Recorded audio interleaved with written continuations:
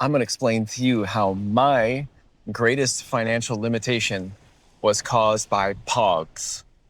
That's right, Pogs. Pogs. The little discs, the little collectible discs that kids used to gamble with back in the 90s when I was in elementary school. Let me explain.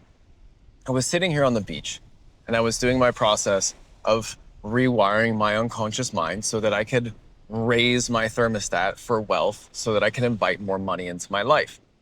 Now, what I do is I use a process called emotional freedom technique. It's a tapping technique where you tap on different acupuncture points to access unconscious energy.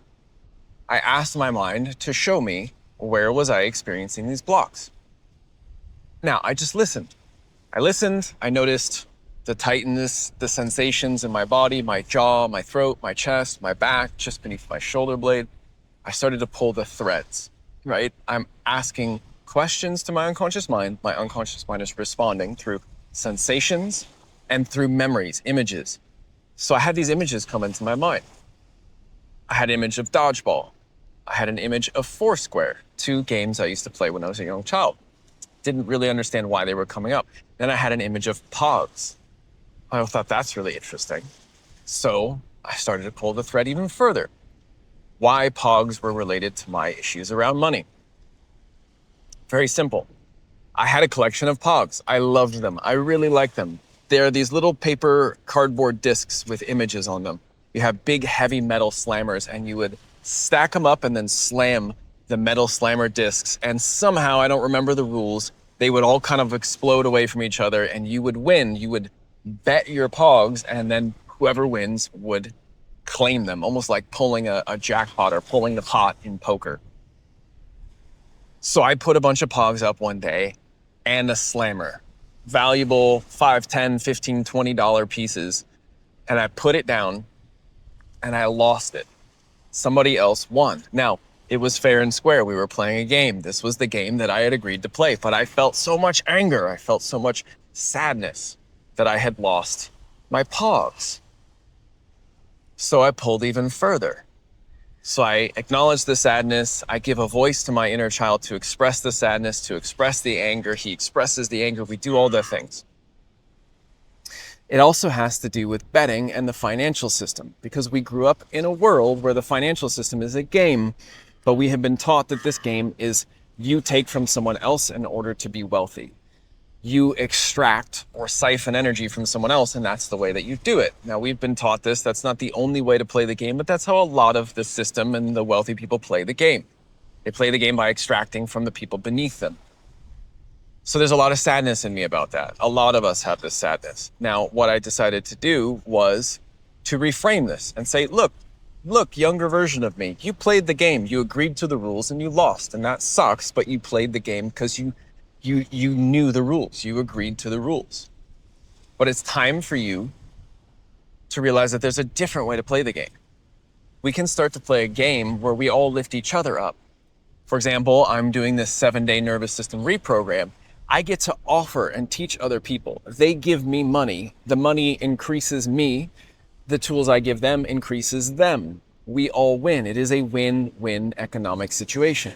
So I sat there and I, in my mind's eye, talked to my inner child and reprogrammed my unconscious beliefs around money that were related to the time when I was a kid and I was playing Pogs and I lost my fat slammer and I was so sad and so angry.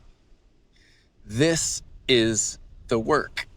Now, you could say, oh my God, that's so difficult, or that's so complicated. Or you could say, what an amazing video game that with my imagination and a simple conversation with my body, the most intelligent, bio-spiritual, electrochemical, electromagnetic tool, device, spaceship, spacesuit, whatever you want to call it, that I get to use my mind, my imagination, my greatest gift from God, the creator, spirit, the universe, the universal mind. I get to use that in conjunction with this piece of technology to literally rewrite the video game, because when I change the way my mind works, when I change the way my body and my nervous system works, the nervous system, which is essentially the rendering system that renders my video game of reality, my whole reality changes. Now, does it actually change? I don't know. I can't tell you exactly how it works, but my perception for sure changes. My perception of it definitely changes. Science has proven this, but also science is getting really good at proving that quantum physics says that everything is just a video game anyways. It's not being rendered until it expresses and is witnessed by your consciousness. But by using my consciousness, by using my imagination, by using techniques, by using magic, I can change the way that my body perceives and renders this reality, and I get to change the results of my video game. So thank you, 9-year-old version of myself who lost at Pogs, which created a situation many years later where I would get into cryptocurrency, make about $150,000, and boom, I would let it ride and lose a heck of a lot of money as people cashed out on my liquidity. This is how it works. If you want to learn more, join me at themutantacademy.com. I teach you these things. We have a whole group of people who are coming together to upgrade their life because they realize that we are mutants here to evolve humanity, here to evolve consciousness. But you need to know how to play the video game. Otherwise, you will get played. Your family and your generations, ancestors have been played for time immemorial. It's time for you to break that cycle. You came here to be the mutation. You came here to be the one that is different. If you're ready, find me, follow, subscribe, like, all of the things that you do. I have no idea where you're finding this. And best thing is that I'm probably not posting this anyways because social media is a beautiful tool and also I can't stand being on it. So I'm gonna go and hang out in the ocean. I love you, and until next time.